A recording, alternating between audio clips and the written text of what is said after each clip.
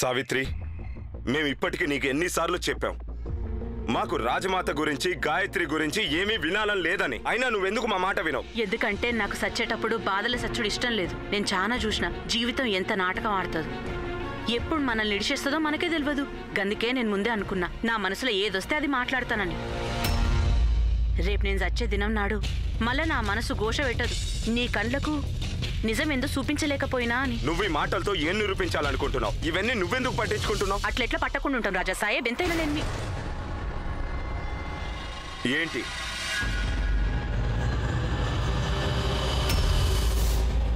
నీకు మాకు సంబంధం ఏంటి? ఏం లేదు రాజా సాహెబ్, పరాయిదాన్ని.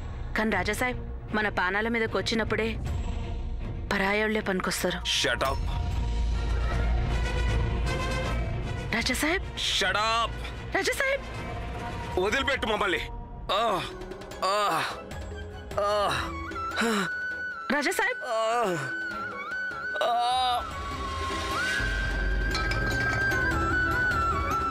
రాణా గారు,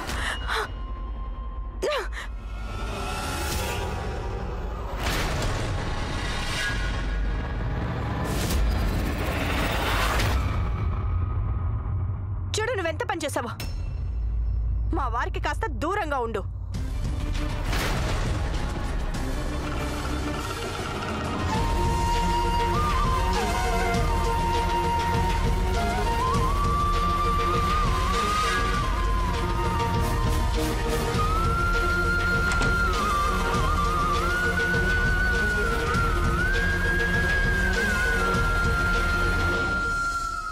రాకుమారి గారు,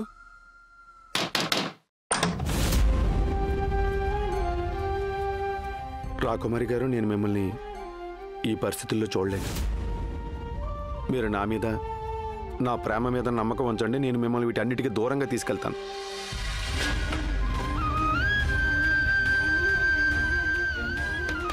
రాకుమారి గారు, మీకే చెప్పేది, తలుపు తెరవండి.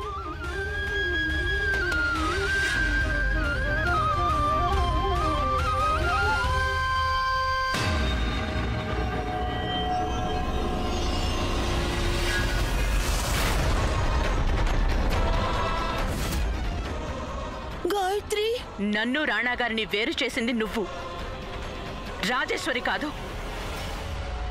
నాకంతా తెలుసు. తూటా మార్చింది నువ్వే, నా తల మీద కొట్టింది నువ్వే, నన్ను లోయలోకి తోసింది కూడా నువ్వే. నాకంతా తెలుసు. నేను నిన్ను వదిలిపెట్టను.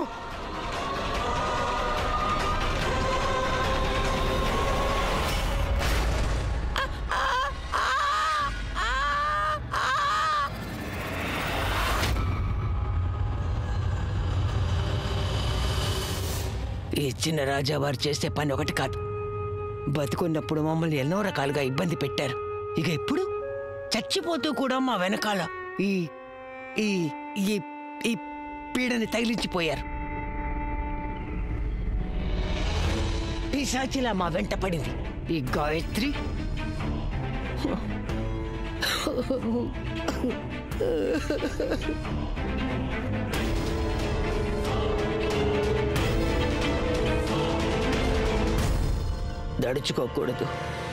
దడుచుకోకూడదు. మోకాళ్ళ నొప్పులతో అసలు నడవడమే కష్టం. పైగా గాయత్రి బతికుందో చచ్చిందో కూడా తెలీదు. ఎక్కడుందో గాని మాకు మాత్రం నిద్ర లేకుండా చేస్తోంది.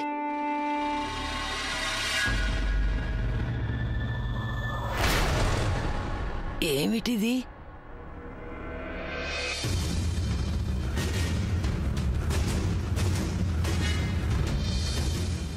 మేం దీన్ని ఎక్కడో చూసాం.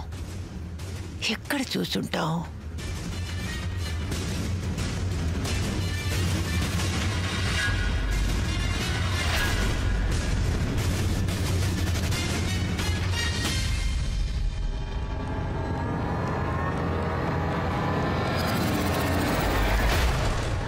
అంటే చిన్నరాజా వారు నిజమే చెప్పారన్నమాట. ఈ గాయత్రి ఇక్కడే ఎక్కడో చుట్టుపక్కలే ఉంది. మాతో ఆటలాడుతున్నావా నువ్వు? ఆటలో నియమాలు మర్చిపోయావా? ఎలుకొచ్చి పిల్లితో ఆడకూడదు, పిల్లే ఎలుకతో ఆడుకుంటుంది. ఇప్పుడు మేం ఆడతాం. ఈ ఆటని శాశ్వతంగా ముగిస్తాం. రేపు ఉదయం మా చేతులతో మేము నీకు శ్రాద్ధం పెడతాం. వినవా?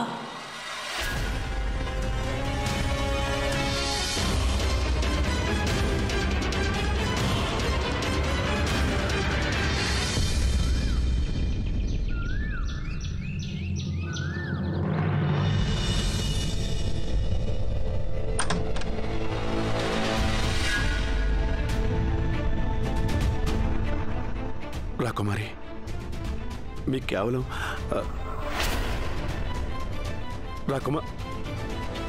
నిన్నటి నుంచి మీరు పచ్చి మంచినీళ్ళు కూడా ముట్టుకోలేదు కోకిల. ఇలా మీరు తాక్కుండా తినకుండా ఉంటే చచ్చిపోతాను. మరి చచ్చిపోని వచ్చుగా రాజావారు.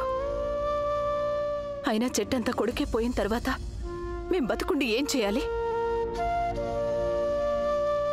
కోకిల, అటు చూడండి, వచ్చిందది. ఇదే కదా మన కొడుకుని చంపేసింది. వెళ్ళకండి రాకుమారి. బురదలోకి దిగితే మీ మొహం మీద మరకలు పడకుండా ఉండవని మీకు తెలీదా? వీళ్ళు మిమ్మల్ని అవమానించడం తప్ప మరి ఏ పని చేయలేరని మీరు అర్థం చేసుకోండి. అరే, నువ్వు చేసిన పనికి నీకు ఇంకా మనశ్శాంతి దొరకలేదా? ఇంకేం కావాలి? లేక మమ్మల్ని కూడా చంపేందుకే వచ్చావా? చూసారా రాజావారు, ఇది మన లక్ష్యరాజు బతుకుండగా మనకి ఒక్క శుభవార్త కూడా చెప్పలేదు. ఇక ఇప్పుడు వారు పోయాక మన బాధ చూస్తే నవ్వుకోవడానికి వచ్చింది. వేరొక పరువు గల ఆడదైతేనా ఏదైనా నీళ్లున్న బావి చూసుకుని అందులో దూకి చచ్చేది. కానీ ఇది బతుకుండగానే మనకి కొరువు పెట్టేలా ఉంది. చూడండి. అరే, వెళ్ళిపోవచ్చుగా, ఎక్కడైనా పడి చావు. నువ్వు ఇలా చావవే మేము నిన్ను. కోకిల, ముందు ఎక్కడి నుంచి వెళ్ళిపో.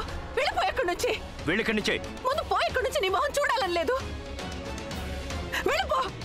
నీ మొహం చూడాలని లేదు మాకు. రాకుమారి, నా మాట వినండి. రాకుమారి ఆగండి. దయచేసి నేను చెప్పేది ప్రశాంతంగా వినండి. చూడండి, నాకు తెలుసు మీరు పడుతున్న బాధ, కానీ మిమ్మల్ని ఇలా ఏడుస్తూ నేను చూడలేను. నేను మిమ్మల్ని ఎప్పుడు సంతోషంగా చూడాలనుకుంటున్నాను రాకుమారి. నీ మాటలు చాలా విన్నా. ఇంకా వినడానికి ఏమున్నాయని. నిన్ను తాకడం కూడా పాపమే లక్ష్మణ్. నా భర్త చనిపోయారు. మాకిప్పుడు వైధవ్యం వచ్చింది. ఇంకా ఇలాంటివి చెయ్యకు. మర్చిపో మమ్మల్ని. మా దగ్గర కూడా రావద్దు. చూడండి రాకుమారి.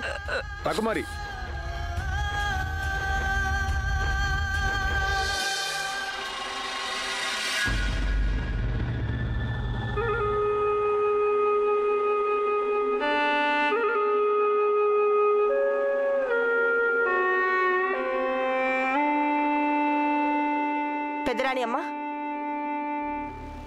మీరెందుకు ఈ రాక్షస పటాన్ని తీసుకొచ్చి పెట్టారు ఇక్కడ? అయినా ఎందుకు? అసలు ఏంటి కొత్త నాటకం? పెద్దరాణి అమ్మా,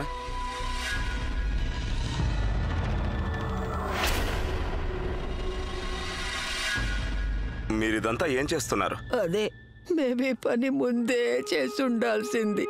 ఒకవేళ రాణి గాయత్రి బతికే ఉంటే ఈ పాటికి మనకి దొరికుండేది.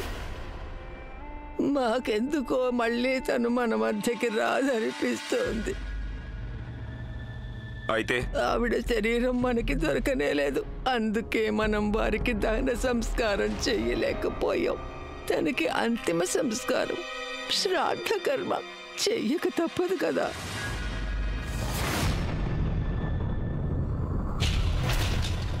లేదంటే తన ఆత్మ పరితపిస్తూనే ఉండిపోతుంది. పెద్దరాణి అమ్మ, ఇదంతా చేయటం వల్ల ఉపయోగం ఏంటి? మీకిలా కోపం రావడం సమంజసమే, కానీ మా మమత ముందు మేము లొంగిపోయాం.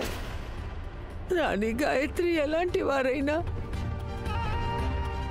ఈ కుటుంబానికి కోడలే కదా. అయినా మాకెందుకో అనిపిస్తోంది వారిక్కడే ఎక్కడో దగ్గరలో ఉన్నారనిపిస్తోంది.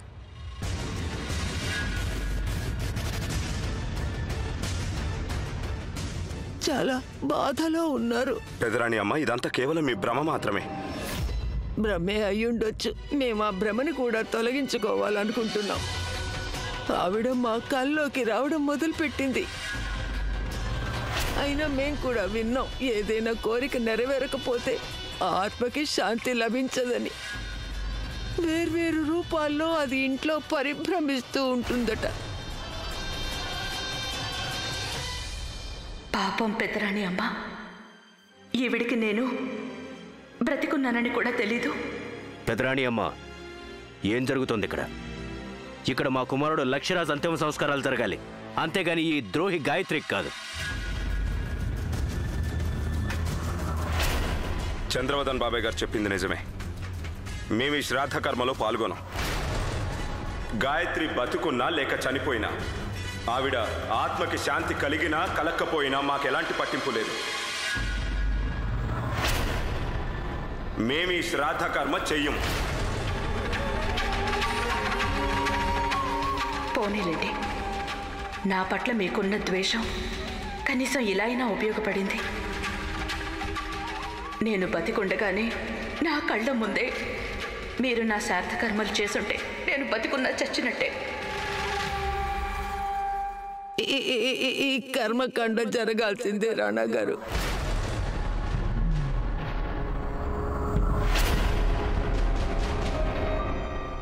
మాకు తెలుసు, ఆ గాయత్రి రాణి ఆత్మ ఇక్కడ పరిభ్రమిస్తోంది. అలా ఈ కర్మకాండ చేయలేదంటే ఆవిడ ఆత్మ పరిభ్రమించడం ఆగదు రాణా గారు. కానీ మీకు ఈ కర్మకాండ జరగడం ఇష్టం లేకపోతే పర్వాలేదులేండి. మీరు ఇలా అంటారని మాకు ముందే తెలుసు. అందుకే మేము ఈ కర్మకాండ కోసం ఇంకొకరిని పిలిపించాం.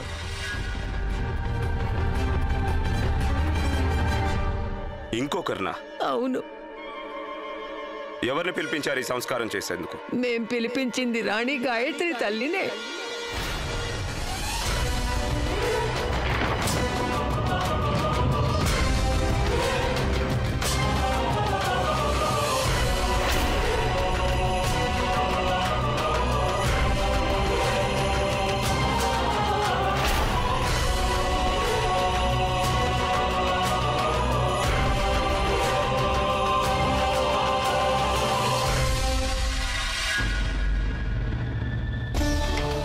ప్రపంచంలో అన్నిటికన్నా బాధాకరమైన విషయం ముసలి తల్లిదండ్రుల భుజాలపై తమ పిల్లల మరణ భారం. ఇక నేను ఆ భారాన్ని నా తల్లిదండ్రుల మీద వేశాను.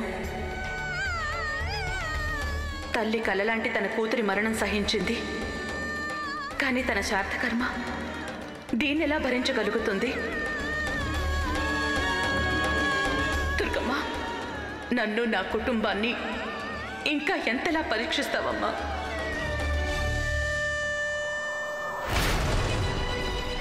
ఈరోజు అన్నీ పూర్తయిపోతాయి గాయత్రి. నువ్వీ మహల్లో ఏ మూలలో నక్కి దాక్కున్నా సరే, ఈ కర్మకాండ తర్వాత నువ్వు ఎదురుగుండా వచ్చి తీరాల్సిందే. అర్థమైందా?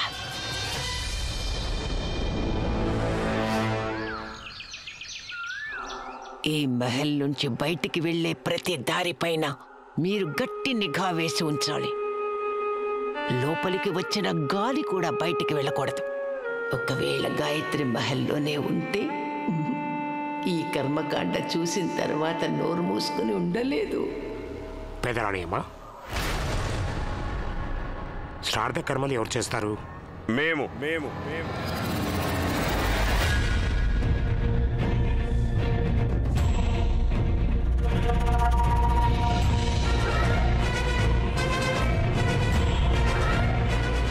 పెద్దలు చెప్తారుగా, శ్రాద్ధ కర్మ చేయనంత వరకు ఆత్మతో ఉన్న సంబంధం తొలగిపోదని. మేము ఈ కర్మ చేసి మా బంధాన్ని శాశ్వతంగా తెంచేసుకోవాలనుకుంటున్నాం.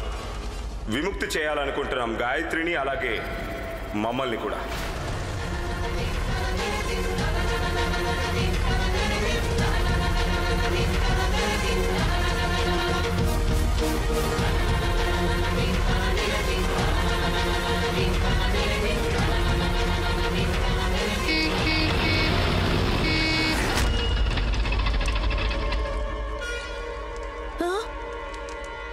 అదిగో రాణి గాయత్రి అమ్మగారు వచ్చినట్టున్నారు.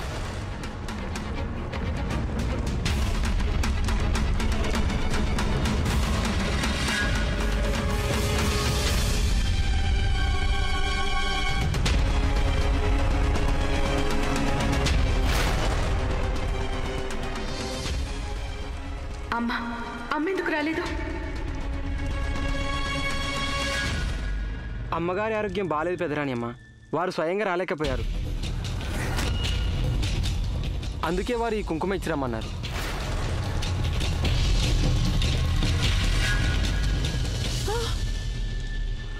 అమ్మగారికి ఆరోగ్యం బాగోలేదా? హఠాత్తుగా ఏమైంది ఆవిడికి? కన్న కూతురి శ్రాద్ధ కర్మకు కూడా రాలేకపోయారా? కూతురు చనిపోయిందన్న బాధలో ఉన్నారు. ఒక్క మాటలో చెప్పాలంటే కేవలం ఊపిరి మాత్రమే ఆడుతోంది. వారికి గుండెపోటు వచ్చింది. అయ్యో భగవంతుడా!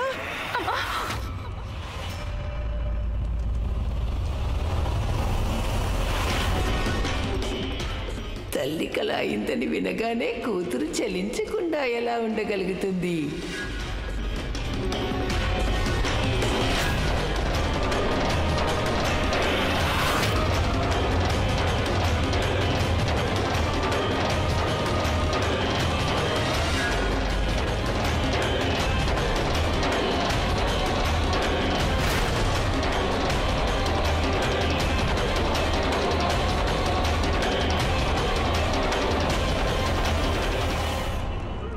గాయత్రి, నువ్వు మాతో ఆడుకుంటే మేము నీతో ఆడుకుంటాం. నువ్విక్కడ బయటపడకపోతే మాత్రమే మాకు తెలుసు నువ్వు మీ అమ్మని కలవడానికి తప్పక వెళ్తావు. నీతో నాన్నతో ఎప్పటికీ ఉండిపోవాలని అమ్మవారు కోరుకుంటుంది. అమ్మ నాన్న జీవితాంతం తోడుంటారా? నీ కూతురంటే ఏమనుకున్నావు? నువ్వైనా అంతేగా. నేను లేకపోతే ఉండగలవా? లేదుగా.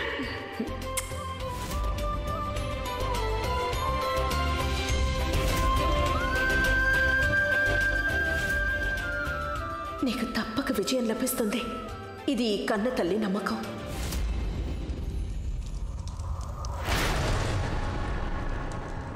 నేను వెంటనే వెళ్ళి అమ్మని చూడాలి.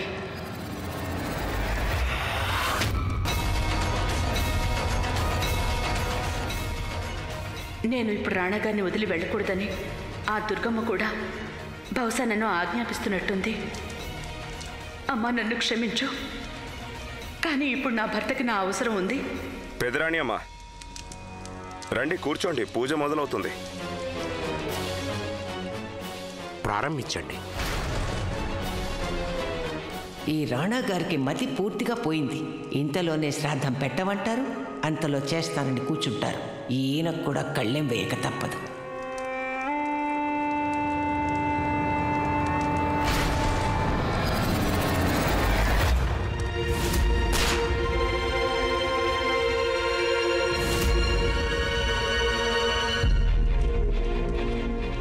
శ్రాద్ధ కర్మ పూర్తయింది.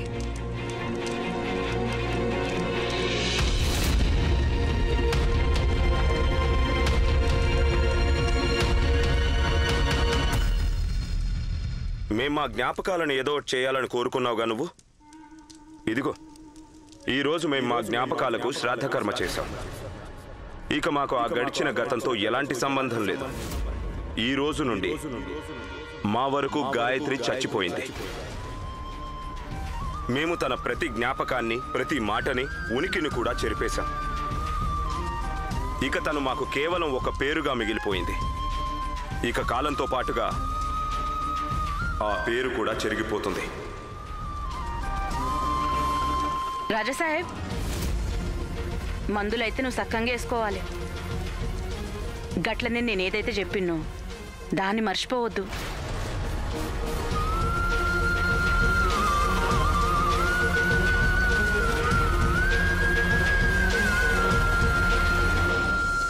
లేదు పెదరాని అమ్మ, నాకు ఎవరి మీద అనుమానం కలగలేదు. అక్కడున్నవారు ఎవ్వరూ అంతగా చెలించలేదు. గుర్తుంచుకో, మీరంతా రాబందులు లాంటివారు. రాబందులు ఏం చేస్తాయో తెలుసా? నిఘా పెట్టుంచుతాయి. మీరంతా కూడా గట్టి నిఘా పెట్టండి. ఎప్పటికప్పుడు మాకు విషయాలు తెలియాలి. అర్థమైందా? మరొకటి గుర్తుంచుకోండి, ఏదీ లేదనుకున్నప్పుడే సాక్ష్యాలు మన చేతికి అందుతాయి.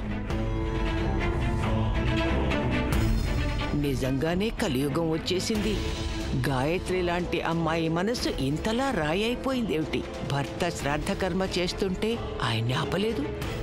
తల్లి చనిపోతోంది అంటే కంట్లోంచి ఒక్క నీటి బొట్టు జారలేదు.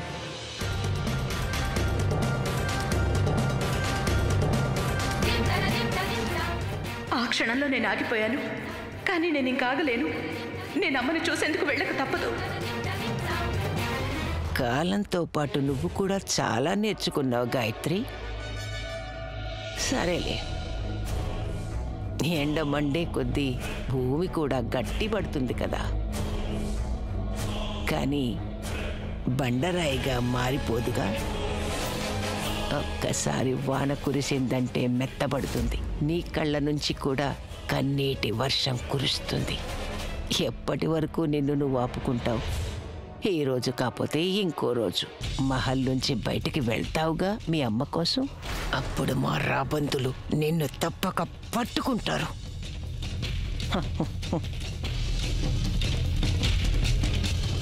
అప్పుడు ఈ ఆట రసవత్తరంగా ఉంటుంది, మరింత రసవత్తరం అవుతుంది.